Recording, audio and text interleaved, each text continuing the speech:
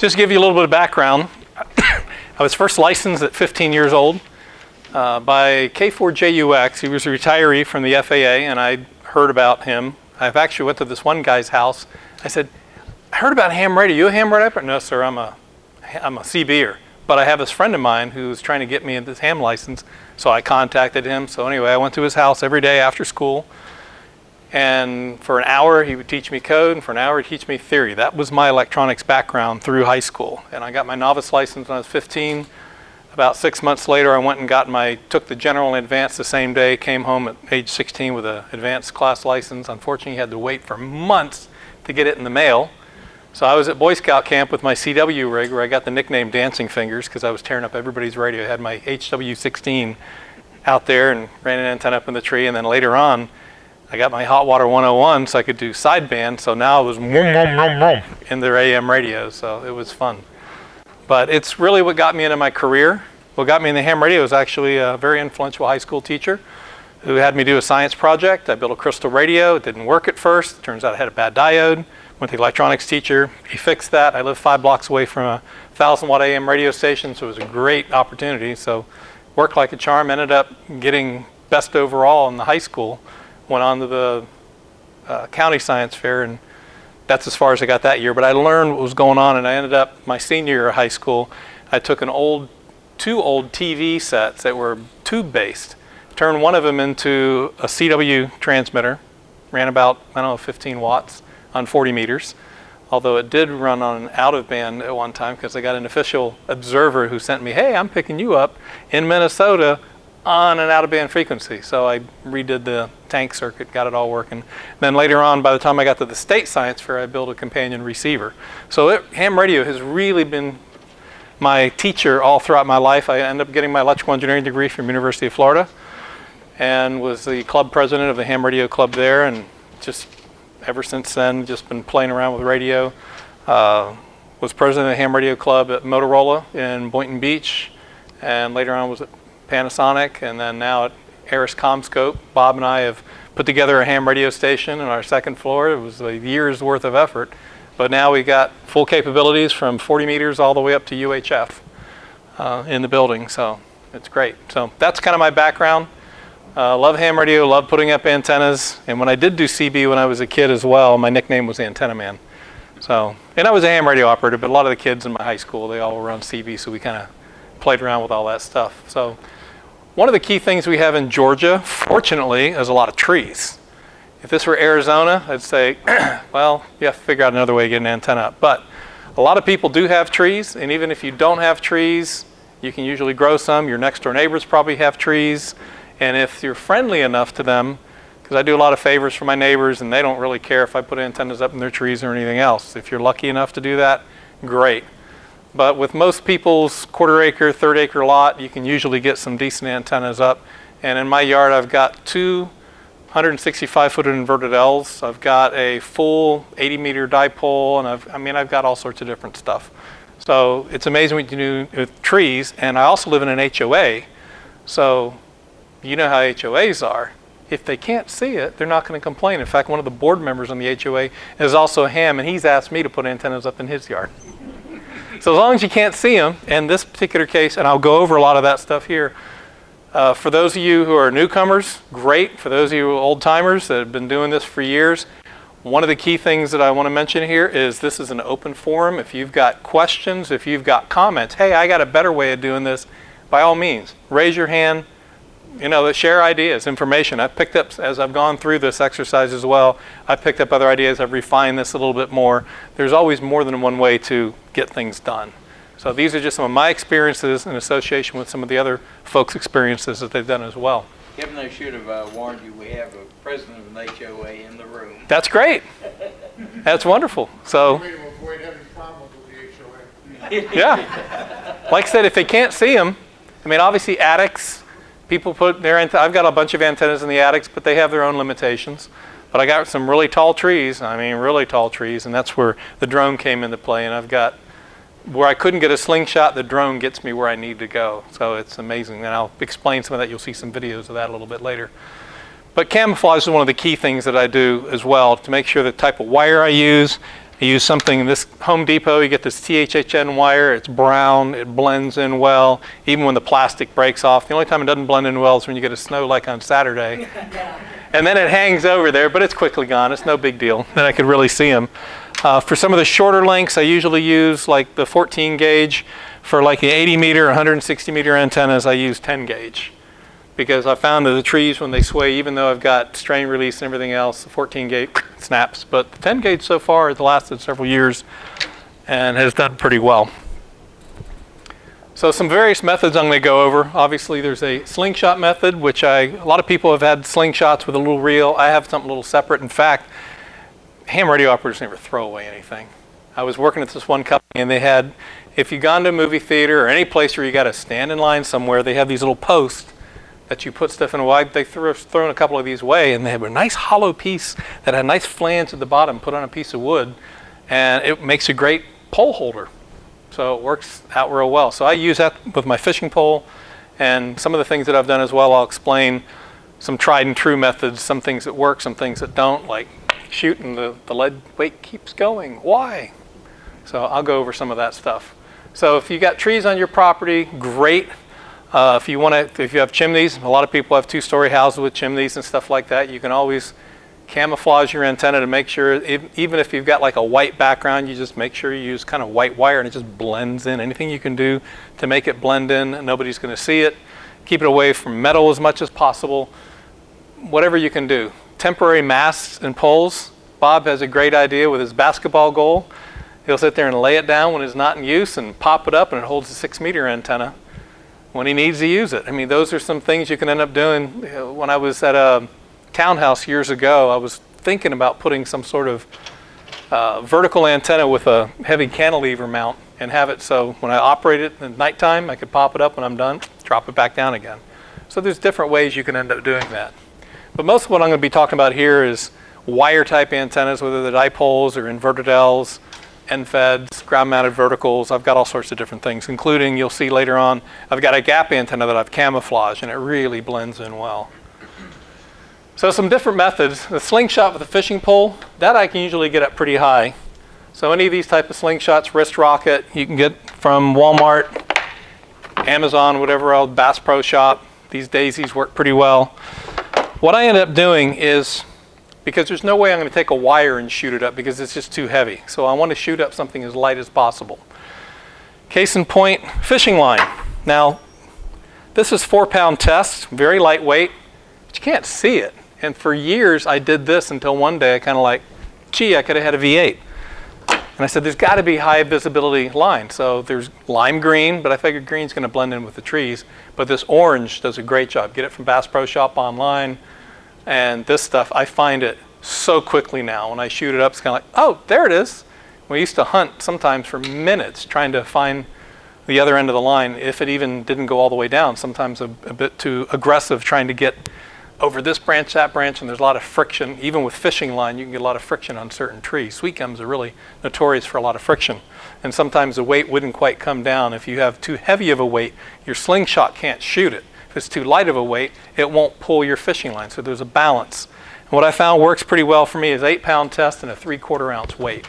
The balance between the slingshot, accuracy, and I've got it written down here. In fact, for Jim's sake, I've got this whole PowerPoint all on a smaller PDF that has the links that I've got in here too as well. You can take notes, but as well, I've got all this information in here. What I ended up doing, I came up with this method where I've got plenty of rope that I can always extend to this, and I'll put like a half of a brick, some heavy weight that I can put on there, and then I'll end up pulling it. Of course, there's a lot more rope over here, and I'll pull the rope on that end such that this brick is now hanging in between. Then I let slack, and what happens, whoop, it drops right down. Now, I can get rid of this rope, and I just have it strictly going over that tree. It's worked for me on a number of occasions. So just an idea, it's a thought, ways that you can... You don't have trouble with a half brick hanging up in that tree? Mm-mm. No, you want something that's fairly streamlined. The brick is just so heavy, I yank on it really hard. I mean, it tries to snag on a few branches, but it's also, this rope is very strong. I mean, it's rated several hundred pounds at least, so if it does get a little snag down a branch, guess what? That branch is going to go away. The other thing too is you make sure that you've got somebody holding on the other side, or if anything, I've brought this over to the other side this way and I'm pulling on it. Because if you can keep some tension on this, it'll help to keep the brick elevated above those branches. If you tried, bringing it too close to the edge, it can get stuck on a limb. So it does help if you have somebody else to help you to keep some tension on it, to keep it up until you get it to where you want it. As I mentioned earlier, if you've got neighbors, which everybody pretty much has neighbors, I make sure I get in a position that I'm going to be aiming right between their houses and not like this. That's a bad idea. Yeah. That's just something bad waiting to happen. So if anything with this one, just make sure you shoot it such that if it misses somehow, it breaks off your line, you'll be able to, it'll hit the clear, make sure nobody's walking their dog on the other side there or anything. And make sure there's not a power line on the other side. Yeah, well, a lot of my subdivision, everything is all underground, so I don't have to worry about that. Yeah, power lines create another issue altogether. I don't deal with that, but that's a great point that I didn't cover in here because there are a lot of neighborhoods that do have power lines. If you do have them, you have to watch out for those as well. And if anything, what I would end up doing is coming from the other side where the power line is and shoot away from the power line. That would be my way of handling that one. So some methods as far as hanging the dipoles. You put it up in the air and, it doesn't work. It's off frequency. I have to trim it. I have to cut it, or some other thing has happened. What I end up doing here is I'll put some ropes on the end here, very lightweight rope, stuff that is not going to hold anything, but it at least allows me, if I need to loosen my main rope that's holding it, I can pull this back down to go ahead and do my service on the antenna without yanking the whole thing completely down and messing up my whole ropes. So this is one of the things that it's a little kink of things that make it easier, because no antenna goes up and never needs servicing. There's always something going on, especially with the winter weather, summer weather we have, tree branches coming down. You have to do repair sometime, and sometimes it's only on one half of it. So I can leave the other half up, and I can pull that one end down, and when I'm done, pull it back up. But this at least allows me to be able to grab the antenna and pull it. Same thing for having some weight. Bob had mentioned that he had taken some coffee cans, put a little cement and screw eye down there, and that's just a nice little amount of weight, and you can usually end up pulling with your pulley. So here's my slack rope, and this is my other rope to put the tension on there, so when the trees bend around, that these will kind of go up and down and keeps a certain amount of tension on it. So that way your antenna stays fairly horizontal, but at the same time, when the trees whip around, it won't snap. Yes, sir. You put a weight on each end? Absolutely. You got a weight here, and you got a weight here. And it kind of balances out. Yeah, but I would have to balance them pretty carefully to keep the antenna centered, right? Yeah, but it's not a problem. I mean, you could end up having one tight on one end and then balance it on the other, and you can do that. That's what I do, yeah. You can. I just happen to prefer to do it that way because this tree may whip and that one may not, and vice versa, and you could end up having something snap on you, so I just prefer to keep them both balanced. Yes, sir? Yeah, I use plastic antifreeze jugs. Yes. You can actually fill them to balance the weight. Oh, nice. I like that They idea. don't rot and they don't go away That's true. for many thousand. And you can adjust your water level, whatever. That's, And they don't freeze. If they do, yeah, you don't care. they're blocked. Yeah, I just didn't draw that in as far as Right, now I got you. an actual line. I probably should have drawn that in so you could see that this is tied somewhere in there. I would ask the question. No, that's a great question. So you got two lines coming down on that tree. True. One's movable, one's fixed. Yes. For me, what I did is I cut a tree walk, put a knife hook into it. Okay. So it's camouflage because it looks just like a tree log out there. Yeah. But I also found that depending on what size you use, So for support lines, as I mentioned, you need to have something that you're not going to have to replace every year. So you want something that's UV resistant. Dacron works out real well. This Bass Pro Shop stuff I've had out in my yard for years, and it's great. Some of the other stuff from Home Depot, some of the better quality stuff from Home Depot I've had outside as well. The nice thing about copper weld, it doesn't stretch. especially over time, because what happens when an antenna stretches? It changes the resonance frequency. So for right now, this has been working pretty well. It hasn't stretched, but I mean, this is good wire. I just didn't want to, for visibility purposes, I replaced it. And plus, for a 40-meter version, there's not that much stress on a 40-meter dipole or OCF dipole, which is what this was. 80-meter, 160-meter, yeah, a lot more stress on those. And those I actually run through tuners, so I don't really care if they stretch. So copper weld is a really, really good, and that's a multi-strand. You can get solid copper weld as well. Wireman carries that. Go to the Hamfest, and you can get that as well. From experience, I can tell you that solid stuff in bigger sizes is hard to work. It's hard to work with. The multi-strand really is nice for moving around tree branches. The solid stuff, especially if it's coiled up, it's just kind of a pain in the neck. You have to really unreel it. And it stretches more easily, I've found. So when you really need to get it over a long haul, and I did get it over, I had like a bunch of trees in my backyard that I wanted to put a full 160-meter dipole up. And I created a bowl and once again a loop. And on that loop, I put one of these 3/4 ounce weights. You'll see that in the video that I'll show you. I slip it over the dowel, and the red happens to be the front of the drone. So what happens with the dowel, and I'm always going away from the fishing line, so the fishing line is always staying at this particular point here. So the beauty about this, I don't need a special drone that's got a gimbal that's going to rotate or special, secondary items. I wanted to keep this one simple. So with this particular one, and it is very important that you have this balanced, because you'll see some pictures in there or videos where I tried, okay, let me take one dowel and have it sticking way out the front, and it didn't like it. It was sitting there trying to overcompensate, drifting around. So as long as you have a GPS stabilized drone, I don't need extra special complicated piece. I just take it up, rotate it. Now when I do rotate it, there's a little bit of pull on this and the thing goes, it doesn't really like it, so sometimes you have to get it hovering back to where you want it again, and then go ahead and pull the line and it drops down nicely, and I've had very good success with that. At the time it was about $500. Now you can probably pick the used, you can get these up $150, something like that, with a controller, because this is about a 7-year-old drone. So, and I picked up another one that was a $1,500 drone, brand new, and I got it from this one guy, a Phantom 3 Advance, and he gave me a bunch of batteries and everything else, because he upgraded his to a Phantom 4. So I got all his for like $400.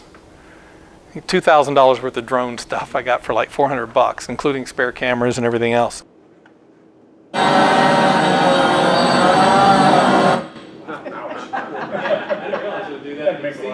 I'm hovering right now, and it's just drifting. It's supposed to be hovering, and it wasn't. So when I went to a balance line, now there's a little bit of a breeze, so you're going to see this one move a little bit as well. But for the most part, it's not sitting there drifting like it was before. So it's much, much more stable with the balanced load. You don't unbalance it too much when you have the fishing line over it. A little bit, but not much. I mean, it's very lightweight fishing line. Yeah. As it's going forward, it doesn't seem to bother. It's when I go to rotate it around, that's when it kind of like dragging on the one corner of it. It's like, I don't like this, let me go, But once it's stable again, you got slack on that particular line, then it just hovers nicely. I just make sure I'm well above the tree, and I go underneath the tree like, okay, if I'm in the right spot, go back over. If I've got somebody else working with me as well, it's even easier, because I can have them hold the fishing line while I'm underneath, taking my controller and getting, yep, okay, this one, okay, now, do what I need to do. But I can do this as a one-man show, and I've done that as well. So it's the same thing, just like with the fishing line. I take the fishing line over, drop the weight down, and I go ahead and pull my twine back over and the rope back over. So it's just another method to get a much further distance out of the antenna, get it over a real tall tree and everything else. So this is a video, well, you'll see a video, but these are some stills initially, where you can see the bowline, see the fishing line right there, and the bowline's coming over this way, and it's hanging on the end. So I get over to the right spot, and then I start to turn it around. And then as I'm turning around and dragging, see now the weight's coming off to the very edge. And then the very next one, whee, it's dropping. So it doesn't take much to do that. So here's the video, and I'll keep the sound off. There's my house down below, and I'm down there. How high was that? About 200, maybe 150 feet. No more than 200 for sure. And most you get back off the tree, it just drops down. Works out real well. So it helps you go over tall trees with a single bound like Superman. So it works out well. Any questions so far? So some other thoughts that I had. I've got this 120-foot tulip poplar tree, and I thought, you know, I think that'd be a great place to put a VHF, UHF type of antenna, but I got to do some investigation. So many of your mobile antennas, you've got 5/8 on 2 meters and co-phase 3/4 on UHF, and guess what? They don't require a ground plane. So I was looking for a particular antenna that had an SO238 UHF female connector on one end that I could, or actually, it has a PL259 essentially, that goes into a barrel on the end of a piece of coax instead of an NMO mount, which is a lot of what you end up using. I wanted to go on the end of a piece of coax, and an antenna that did not require radials. Diamond and Comet make antennas. This particular one's got a major amount of gain, 5 dBi on 2 meters, 7.6, and it's a long, flimsy antenna as well. But I actually have this about 90 feet up tulip poplar tree. You don't even see it. Because one of the things I did is all the shiny sections I've covered with heat shrink, which is black and flat, and you don't see it. Other sections I just covered with electrical tape. But this whole thing is black. And I also tied it such that there would be no strain on the antenna. Actually, even the coax are pulling on the antenna itself. So I've got several different ropes. As I got the rope way up the top of the tree, when I took my slingshot, was directly underneath it with no leaves and just like straight up. Got it right over this one branch. And how I knew where I got it over is by taking the twine and flipping it up.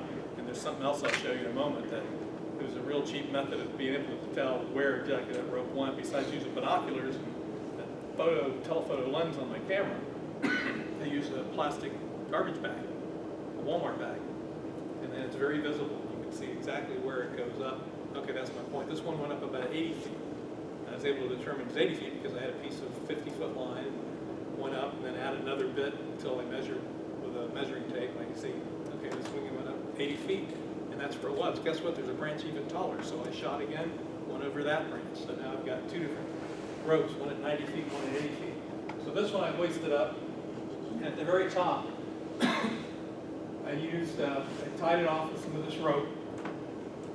So I've attached, had the rope loop around here, loop around there, and loop around at the top, and tied it off such that it pulls that antenna straight up. And then that's just only holding that antenna.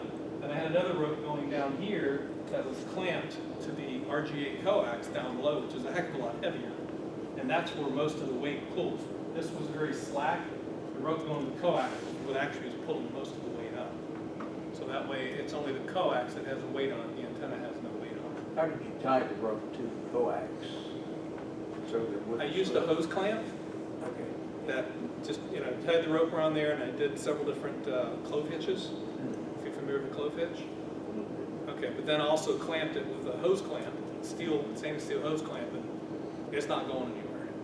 You're still losing me on this, so in its final transmitting position, how is the antenna mounted vertically in the top of the tree? Is it just mounted in place by rope? It's hanging over a branch. So, but it's in an inverted position? No, I have actually the rope going to the top, and it's pulling that portion up. So it's hanging by a rope? It's hanging by a rope. Okay. So it's laying vertical. Okay. And like I said, it's going over, it's being hung underneath this one branch, so it's not laying against the trunk of the tree. It's actually sticking out a little bit, so I've got a little bit of clearance. And I live in Swanee, over on the Gwinnett County side. And just being out at the antenna, I talked to some guy up past Coal Mountain, no problem, 2 meters. So that was a pretty good distance. Just mobile, he was mobile, and I was talking to him from that particular my location in my backyard. So here you can see there's the tulip poplar tree. And there's where I got these tall branches way up there. And you can see, well, here's my inverted L. You can kind of see where that's going over the top of the tree. But there's the plastic shopping bag, and I zoomed in a little bit closer. You can actually see there's a rope going up here. And there's the knot and everything that's tying up here. This was the very top portion of one of these. And there's the other, there's the 80 foot, there's the 90 foot. So I've got two different shopping bags up here. Well, what's the purpose of the shopping bags? Just so I can visibly see where the rope is. It's only just so I can know, because the rope itself is camouflage and it blends in. It's just really hard to see, even with the leaves off the trees. This way I knew when I'm pulling it up, okay, I get up and it comes back down again. Now I know I'm at the very top, the apex of my rope. But those are going to stay up there all the time, No. right? I took them off once I got the antenna up there. That was just so I could visibly see, do I have it over the top branch? It's just a visual indicator, nothing more. And how did you take them off? Well, just when I pulled the rope back down again, because I have it, an excess amount of loop. So as I pull it up, I've got more rope on, it loops around, so I I don't see, lose it. okay. Put you a And I witness mark as to where to pull it to? What's that?